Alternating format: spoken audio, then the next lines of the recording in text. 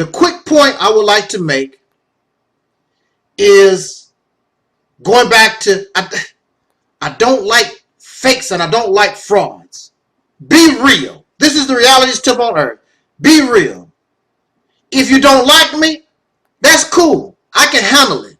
If you like me, that's cool. Whatever, be real.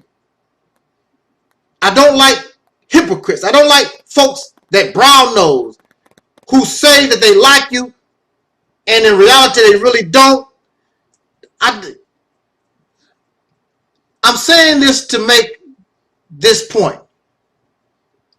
Just recently, we had this incident.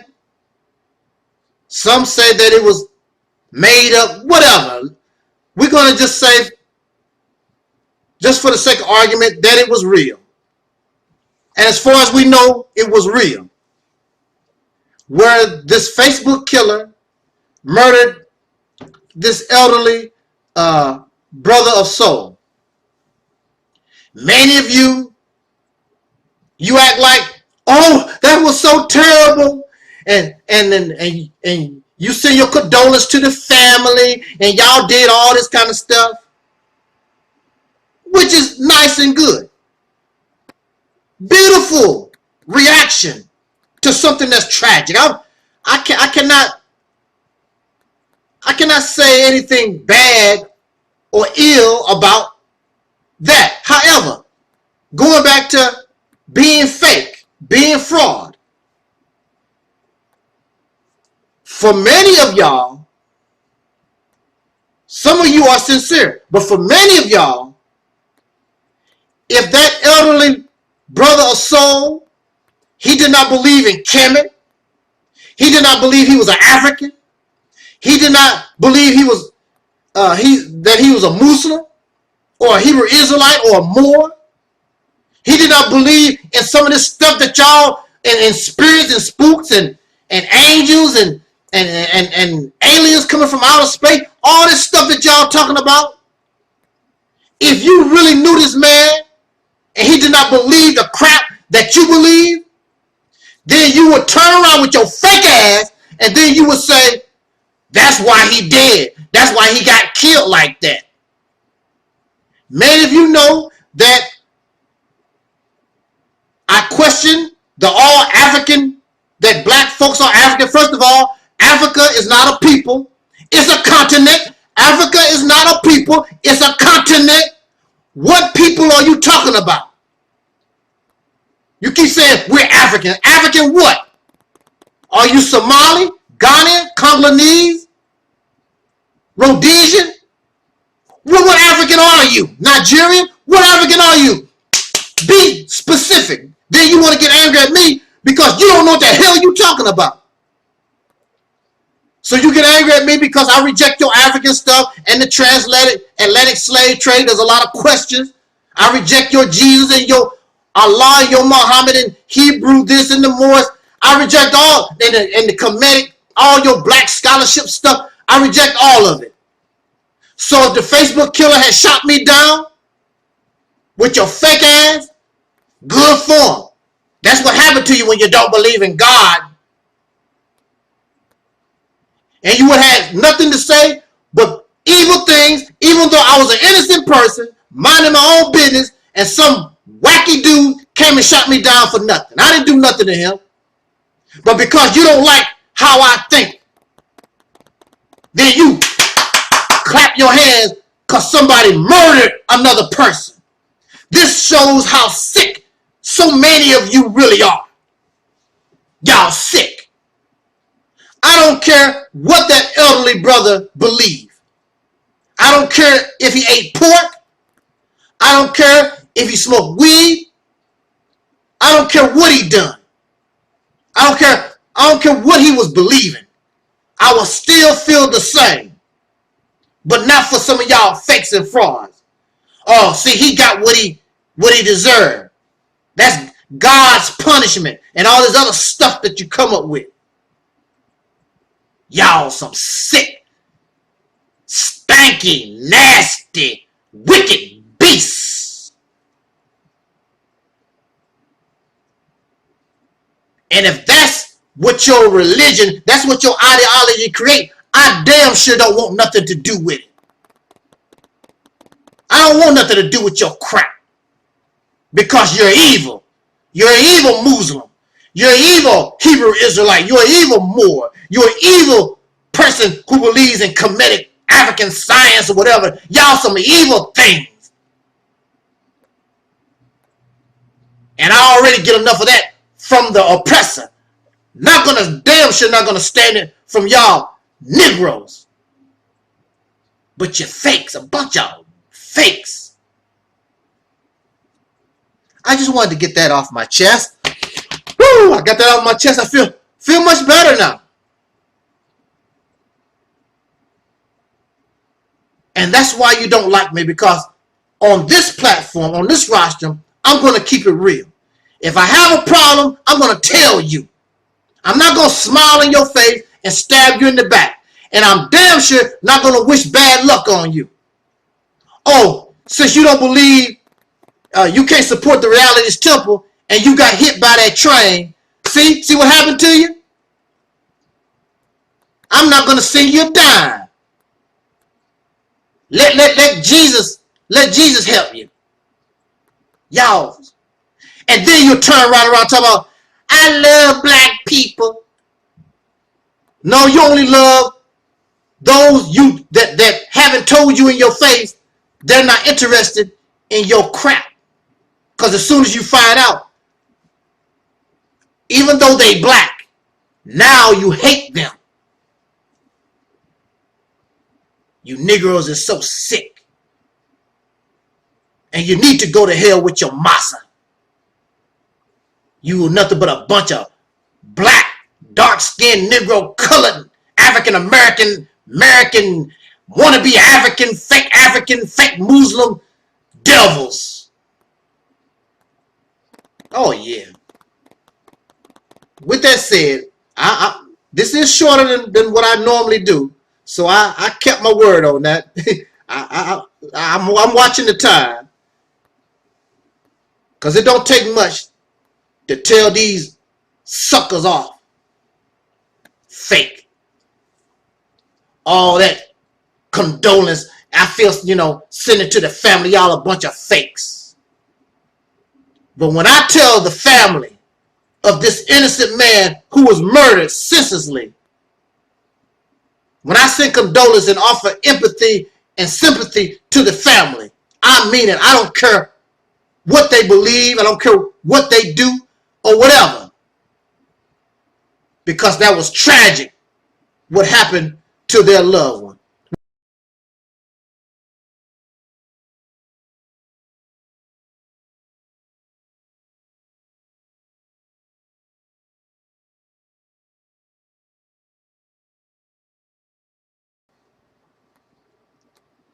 In religion, they use the word blessing.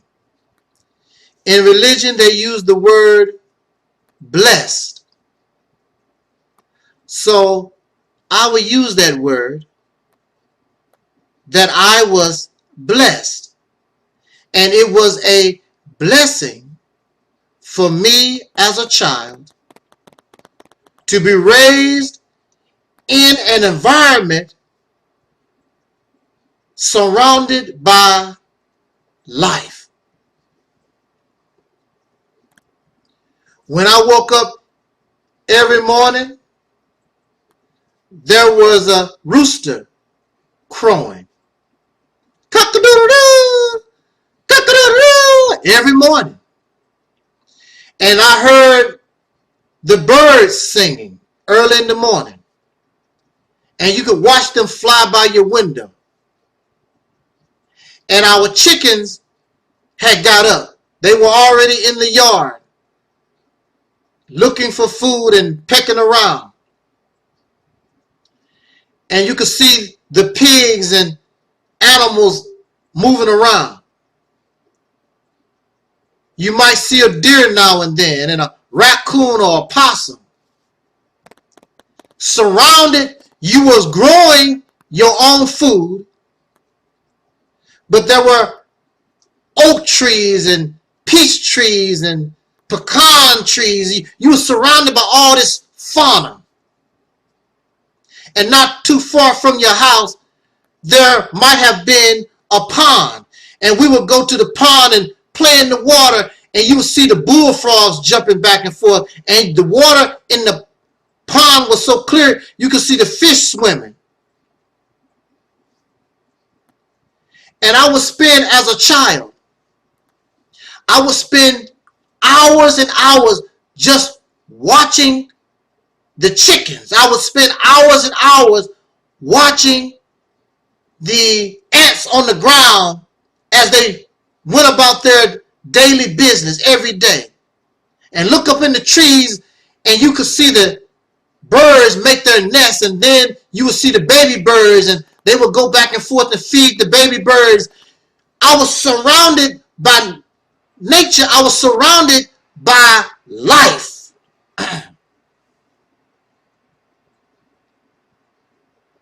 So,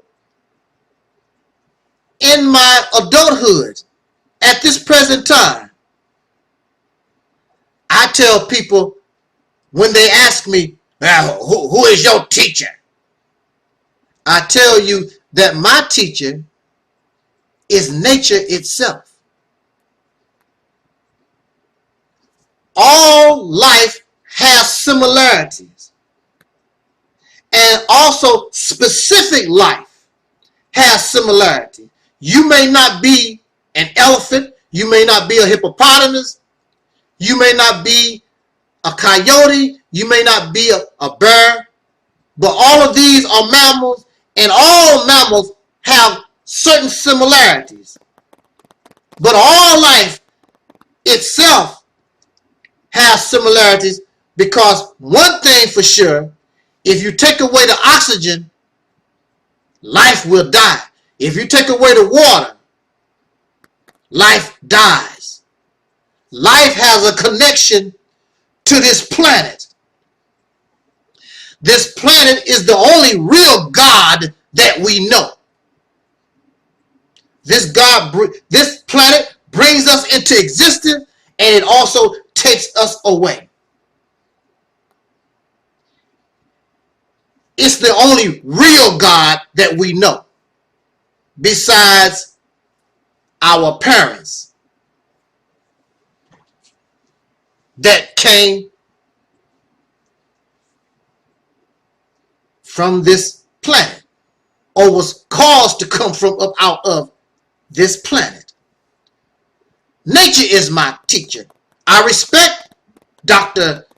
Clark, Amos Wilson, and Dr. Ben, and so many of y'all great teachers, Elijah Muhammad. I respect all of our teachers. But the ultimate teacher, in fact, if it was not for this teacher, they could not exist, and that is nature itself. And this planet represents and gives us life. Anything other than life, well, let me also say too, it also gives us death, because that's the balance of the planet. That's just the natural way of things. However, we cross the line with excessive, unusual, and abnormal death. So, I'm raised by life. And that's why many of you can't comprehend where I'm coming from, because I concentrate on life. My God is alive. My thinking is alive. Everything about me is alive. Nothing dead has value for me. I am not impressed, or I give value to something that is not alive. So money I don't care nothing about your money. I don't care nothing about your diamonds and your gold and your cars and your houses. All those things are non-living. I could care the hell less. However, if you was raised by the dead, and the Negro, I was taught that the G in Negroes is interchangeable with the K and the C, which gives us a base word called necra. Necra means dead, Ology, necrology is the study of the dead. Negro means dead. Negro in Spanish means black. A black, what is black that is dead? A person who is dead mentally. The Negro. Called black people. African Americans and other names. But one thing that is for sure, mentally dead. Necron dead. And you enjoy being dead. Because those things that are dead give you value. Those things that are dead give you your I can't say life because you're dead. But I guess that gives you a reason to want to live because of your connection to the dead. You are obsessed with the worship of those things that live or exist in the realm of death. Jesus is not here. Jesus died on the cross. So you are attracted to the dead. Muhammad, of course, is not here. And you are obsessed with that. Dead. You got your diamond rings and your money and your houses and your cars. All these things that you must have in order to survive. Dead. What type of surroundings was most of y'all born into? Because you don't appreciate life. Many of us, we was raised in an environment filled with crime, filled with drugs. We don't know nothing about plants and ponds, concrete, breathing bad air, drinking bad water. People running around, preying on one another. You are living in an environment of predation, exploitation. You actually wear the sign of death around your neck, the cross. You put that around your neck. But when somebody physically dies, you put that cross on their grave, and then you take that symbol of death that the Jesus died on, that your relative is in the cemetery, you put the cross there, and then you put that cross around your neck. You are obsessed with people who are dead. The ancient Egyptians, they did great things, but they can't do great things no more because they are dead. And you put this another cross-looking thing around your neck to represent that you're dead. And these other different staffs, they have almost the form of a cross. And a cross represents death. And you actually think that somebody dead. You think that your teachers and what you think and what you believe, you think that you're going to be smarter than somebody that is alive. The dead can do nothing for itself. If you fall down dead right here, that's where they're going to find you. The late singer Prince, he died in an elevator somewhere at Paisley Park. It took somebody that was alive to take him from up out of the elevator to wherever they did. They cremated his body, whatever they did. But he could not do it no more. Because the dead can't do nothing in and of itself. It takes somebody living. You have to be embraced and obsessed with life. Life is what moves this planet. Life is what gives activity to this planet. This planet is different from many other planets in the solar system because it has life. And the scientists look into the stars not because they're not looking for something that's dead. They're looking for signs of life.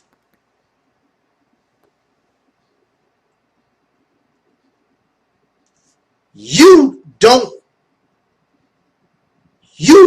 have never experienced life because you don't have a connection to nature.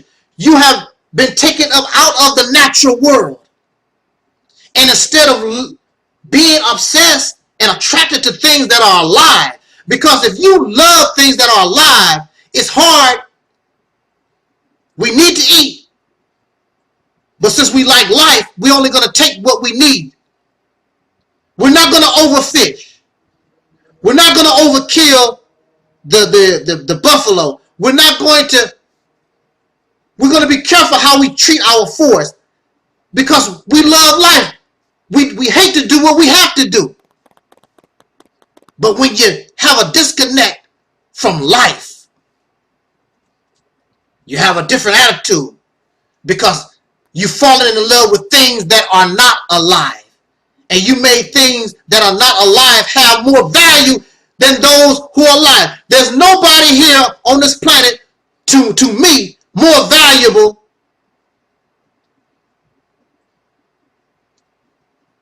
the diamond is not more valuable than you are. The pearl is not more valuable than you are. Life is more valuable than the diamond or the car or all this other stuff that we focus on. When we look at the deer society, deer life, when you look at the bees, when you look at the penguins,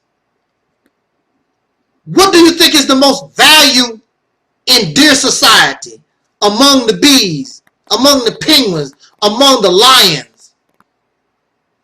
Another lion is valuable.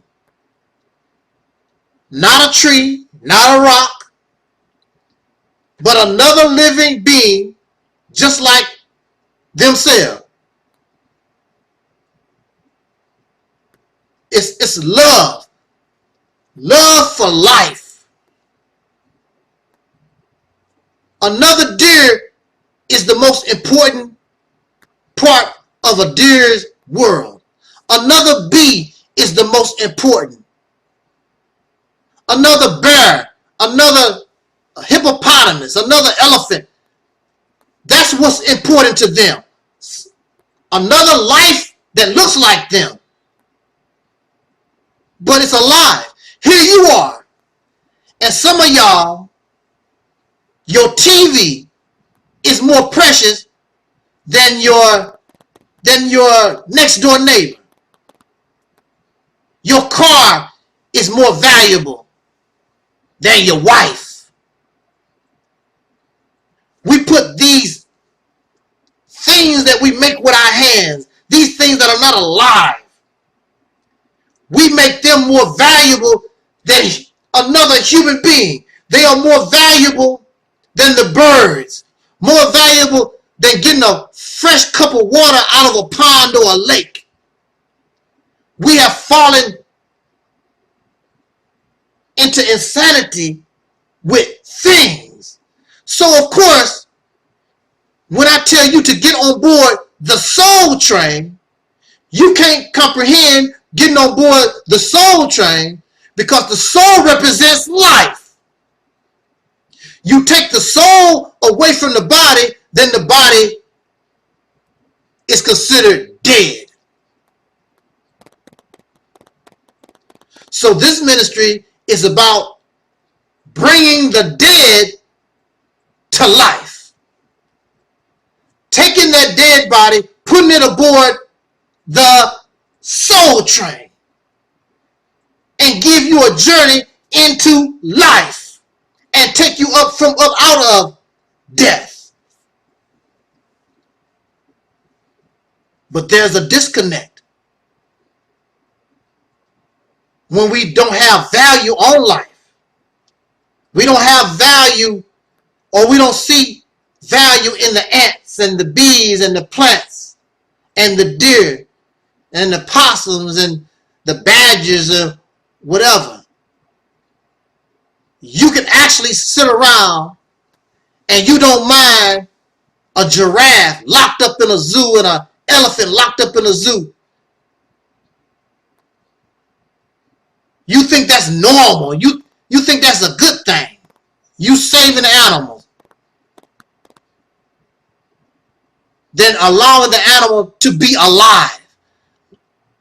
That giraffe should be out somewhere in Africa somewhere, doing what giraffes do, as well as the elephant and all these animals in zoos and these people in zoos. If a person does something so terrible, give them the death penalty when we have no doubt and be done with it. Otherwise, give people a punishment, thrashings or whatever. But instead, we pile everybody up in these prisons.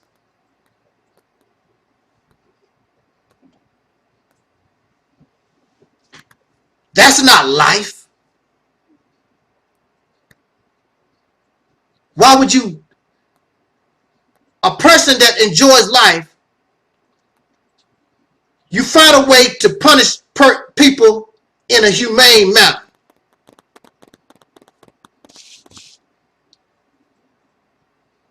But basically, what I wish to get across here is our disconnect from nature itself.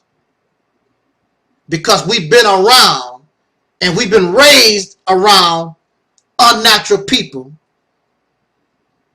that find more value in a rock, find more valuable in oil than other human beings. And we have become, or we are just like them. They are the zombies. They are the living dead. That's what is meant by zombies. Let us not be zombies. Let us embrace nature.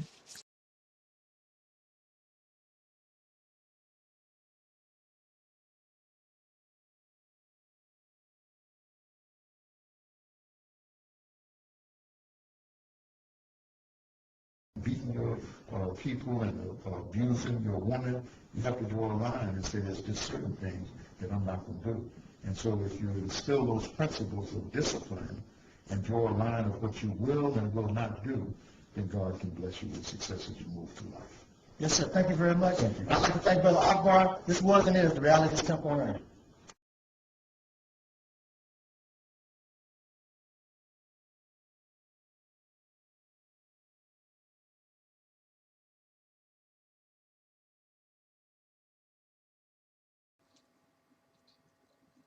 Okay, am I on the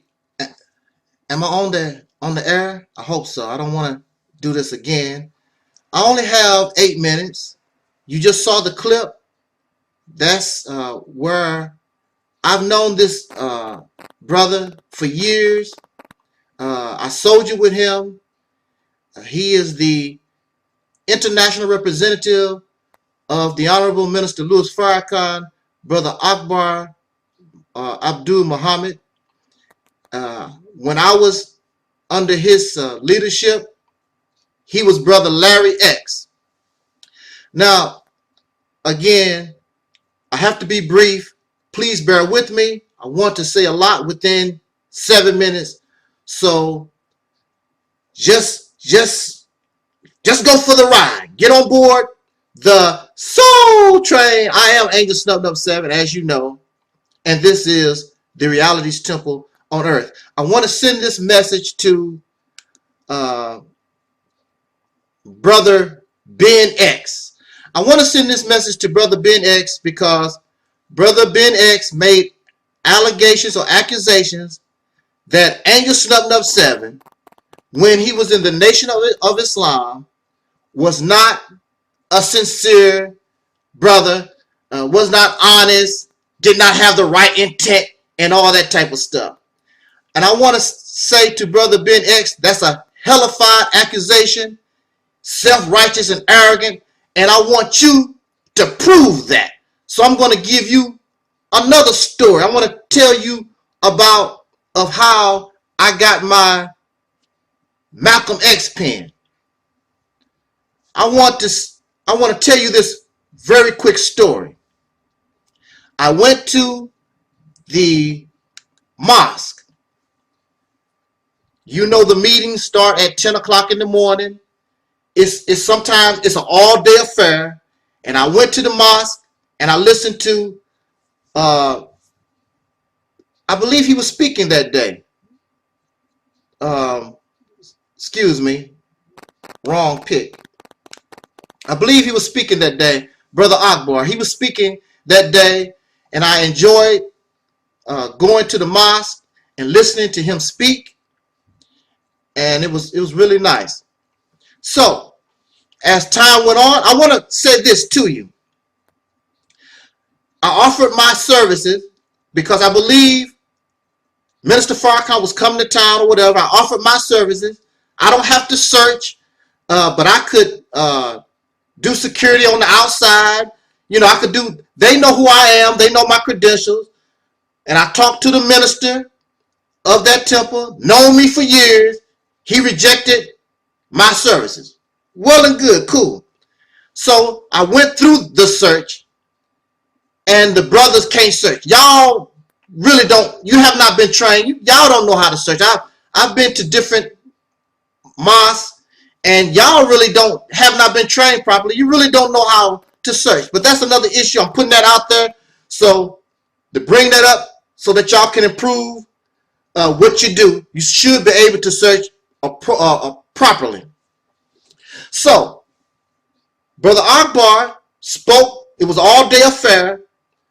Brother Akbar spoke, and then he also was supposed to be, and he was the keynote address speaker at this event.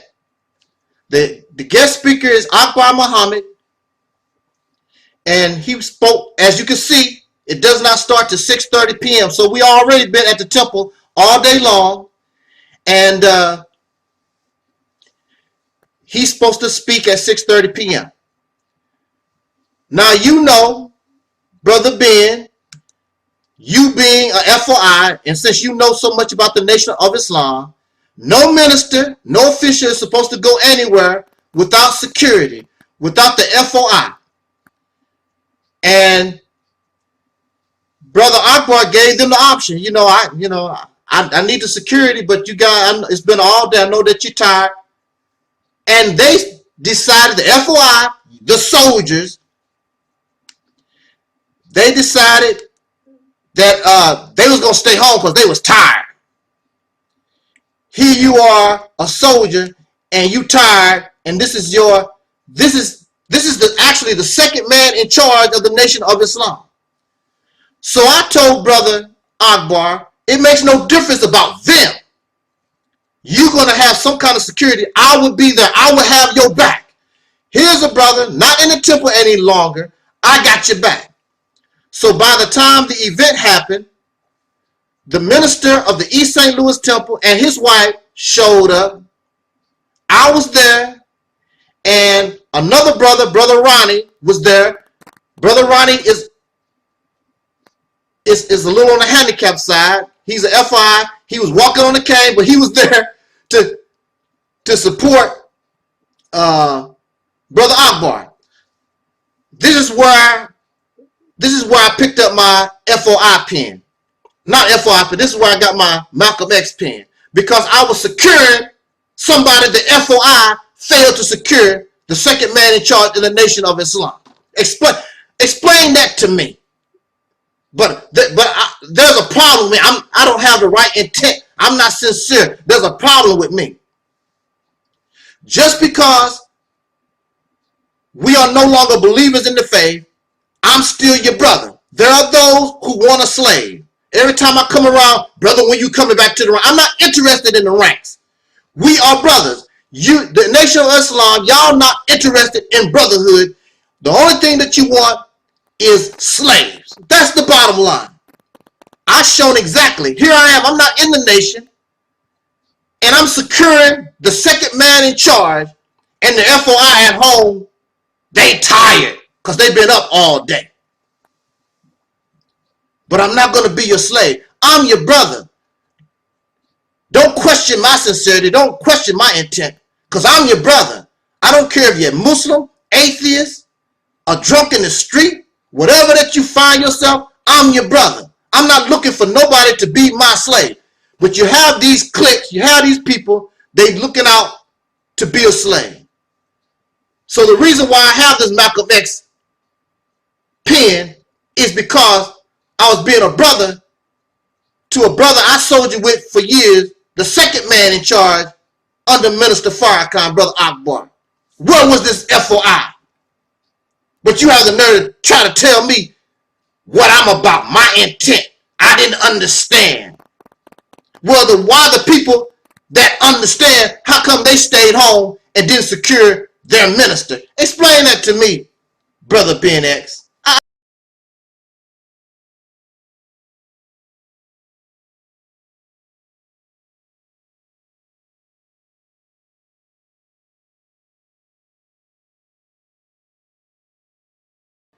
Because this subject brings tears to my eyes.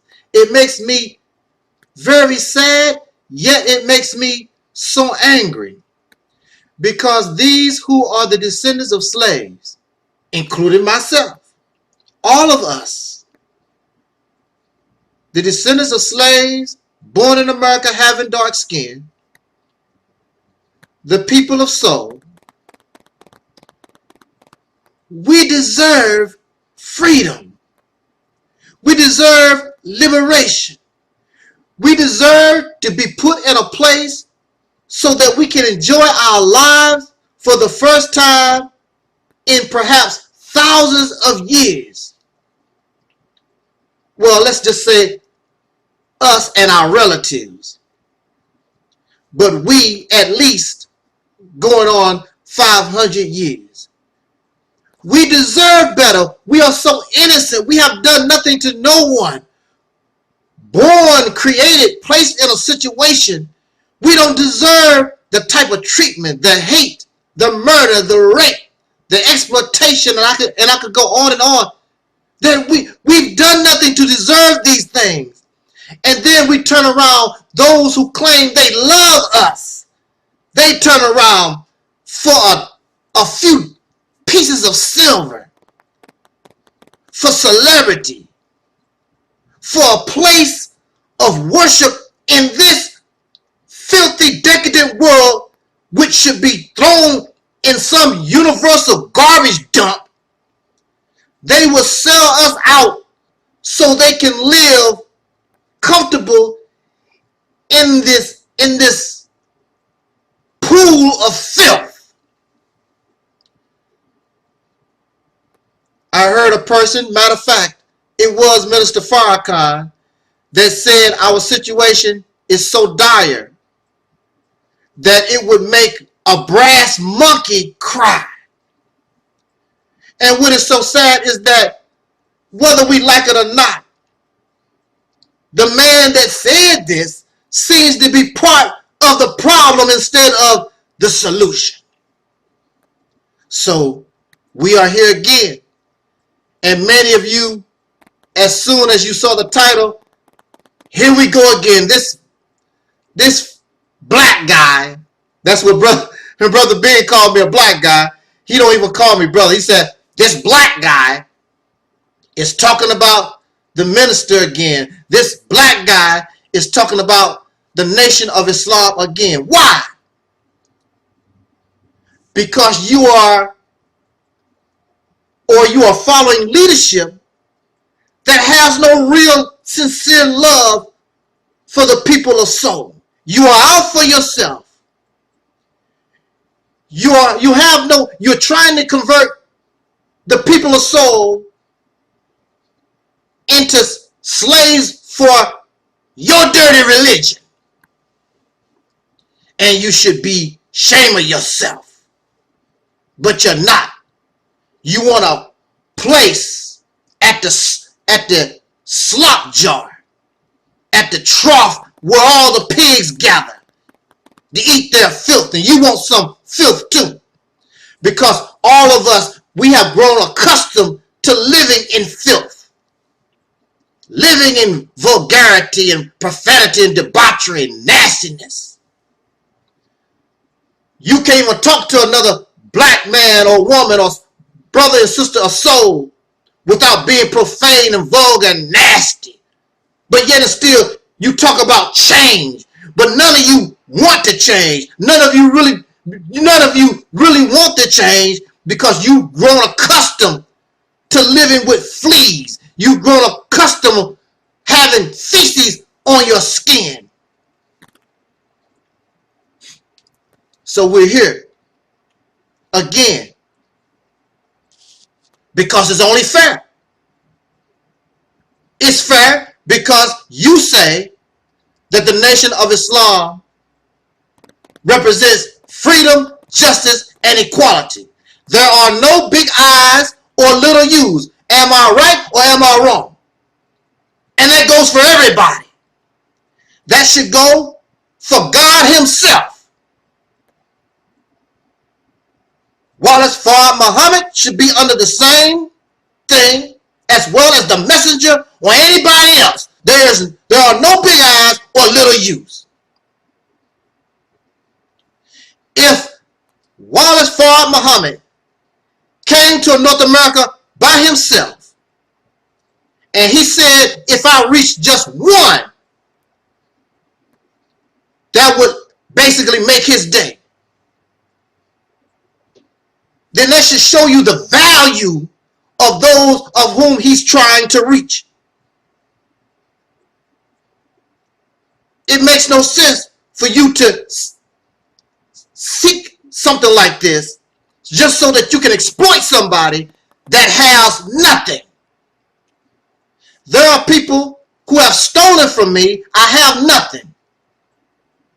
It makes no sense. If you want to steal, why don't you steal from somebody that has something? When I was a child and I did a little thievery, we did not steal from those in our neighborhood because we knew they didn't have nothing. We actually went to where the middle class rich folks live and we did our stealing.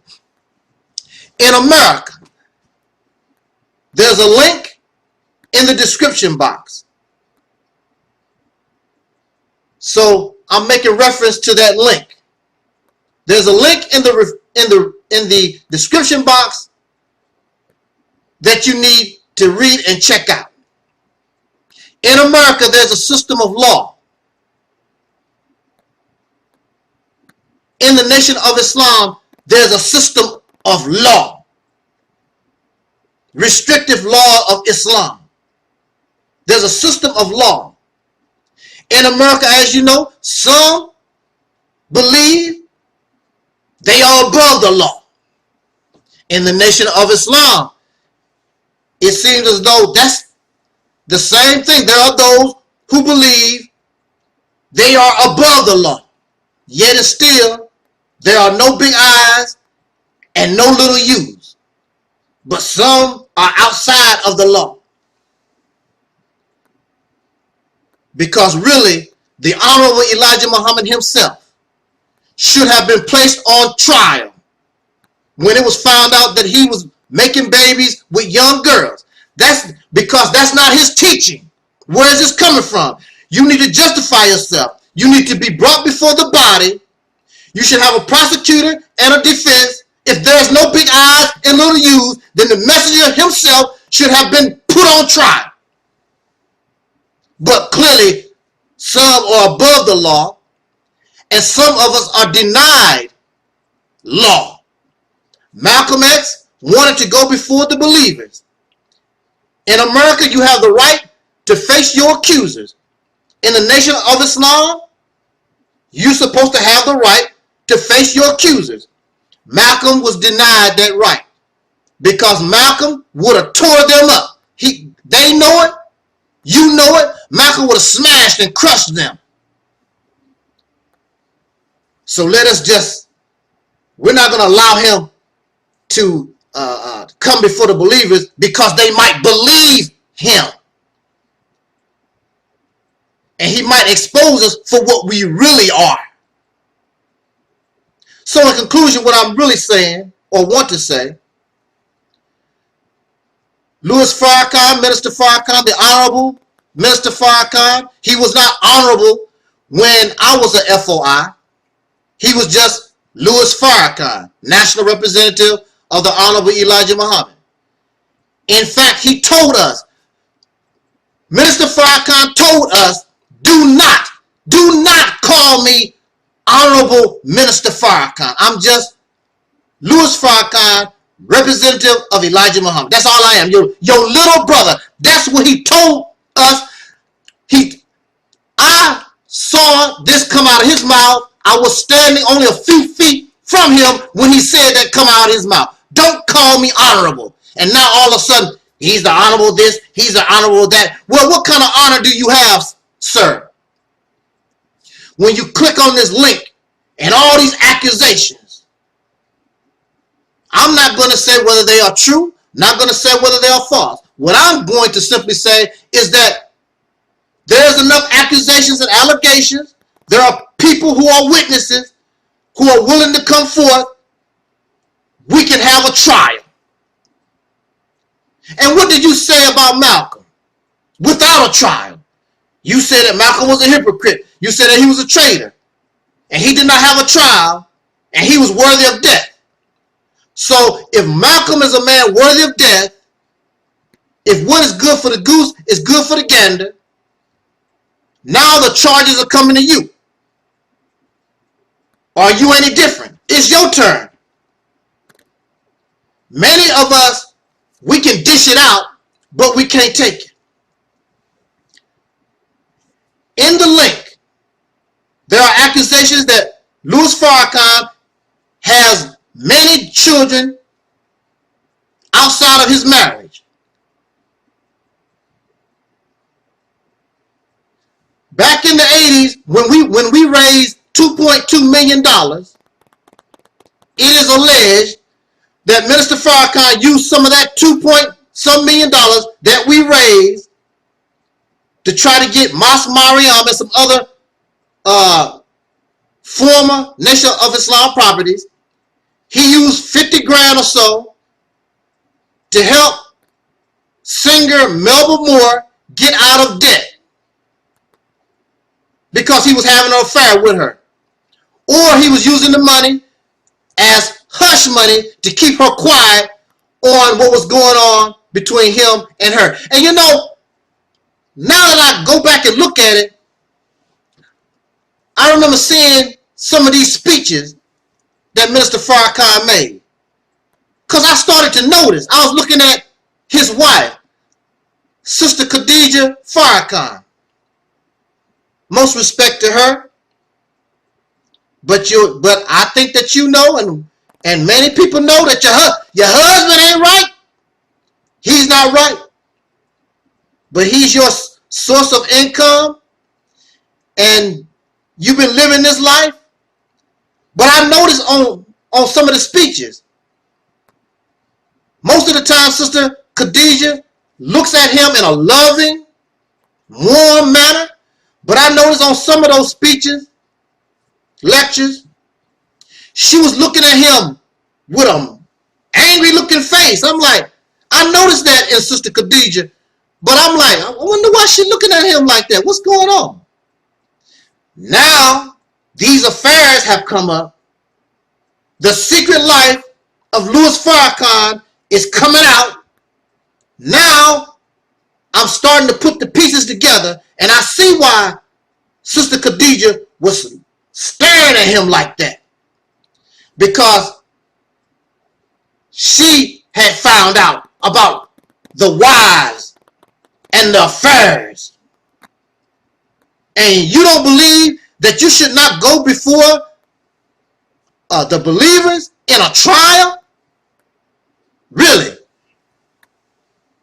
If you're not guilty, there should be no problem. But if you're guilty, just like this article suggests, you need to be treated just like anybody else. You should be removed from your post, and you should be suspended for at least 5 years. And when you do return, then you come back as a regular FOI. Cassius Clay, the brother that used to be the secretary to Cassius, or as Elijah Muhammad now calls him, Muhammad Ali Clay, was beaten in Boston recently, and this brother was a captain. He was one of the karate experts who taught karate on the entire East Coast, Eastern region, and he was in the inner circle. And he pointed out that in October, he didn't cease being a captain, but his influence or authority was placed beneath that of Clarence, the captain who's in Boston. Clarence was put over Joseph, and shortly after that, as Leon Amir testified, Clarence, the captain from Boston, and John, the captain from Springfield, Massachusetts, came to New York to carry out this so-called assassination. And they came to Leon looking for a silencer for their gun. Well, see, I understand all of it, but they parked half a block from my house here in the home of Alvin, who's also one of Elijah Muhammad's men, looking for a chance when they could, make their move. But thanks to Allah, they didn't get a chance. All right, brothers and sisters, this behind me is the home of Malcolm X. Minister Louis Farrakhan's brother, Alvin Farrakhan, stayed right there. Turn that camera around. Where you're looking at Danny's grocery store, right above, he stayed in apartment 2B. That's Alvin Farrakhan. Again, the proximity. Just for your information. This is Leon Amir, who was Cassius Clay's secretary, whom they beat unmercifully up in Boston. I was attacked by them in Boston on December the 25th in the lobby, the hotel lobby of the Sherry Biltmore Hotel. And they're still after me. And it was he who heard Elijah Muhammad Jr. come to New York when Elijah Muhammad was at the Armory in June of last year. Jr. stood up and told the fruit, many of whom are here now also, that I should have been killed, that my tongue should have been put in an envelope and sent back to Chicago by now. And then Clarence, the captain from Boston, and John, the captain from Springfield, came to New York to assassinate me and came to him to get a silencer and couldn't get it. So the police know this. It's not something that's new. They just wait until the job is done and then they step in. Peace, love, and always. This is your brother, Talik Ibn Ra. This is another edition of the Reality Step on Earth. And I'm here with my brother, Akbar Muhammad. Now y'all know I can run my mouth, but I'm choked up and standing to this brother. This is my training ground. I'm here in the nation of Islam once again. And this is the brother that I worked with when I was 18 years old. Man, I'm so choked up. Brother Akbar. Yes, sir. I'm very choked up, guys. I'm very nervous. This is Brother Akbar Muhammad. He's the international representative of Honorable Elijah Muhammad. Brother that I'm proud of and happy with. He was a perfect example when I was a young man growing up. Brother Akbar, I'm just so choked up, brother. It's so nice to meet you, man. It's good to see you again. Yes, sir. And Yes, sir. be able to talk to you. Yes, sir. For your viewing audience. Yes, sir. I appreciate it. That goes to show you that this is brothers for real. Not Eric, this brother has not seen me in years, but as soon as I requested an interview, I got this. Oh, y'all just don't know. Black unity, brothers. Brother Akbar, that's what I would like to ask you before, I just wanted to make it short because I'm pretty sure you're a busy brother. And I would just like for you to tell my audience the importance of it is for black unity, for us to come together as a people in order to progress and do what we need to do. Like you said today in the lecture, I'm going to get this brother's lecture today was on legacy, and so that we can have and pass down a beautiful and wonderful legacy to our children. Yes. Well, first of all, I think that, when you go through this life and you reach a certain point, you realize that there's always ups and downs, and there's things that you agree and disagree with individuals. But it should never disrupt the unity that we need as a people because of our history of struggle. And we have to work through our problems. It's like a married couple trying to work through their problems that they have. And it doesn't go good all the time. Yes, sir. But unity and the ability to work together is most important for our people in America. And right now, there's a wedge being driven between the Christian and the Muslim community over what's happening in the world. Yes, There's another wedge being driven about Barack Obama. Some black people are showing dissatisfaction with it, but they got to give him a chance, as we have to give each other a chance. Yes, sir. And find things that we can agree upon mutually that will help benefit our people and to work for a better life for our people in America. And the only way we can do it is by working together. We can't do it by falling out with each other and everybody going their own way.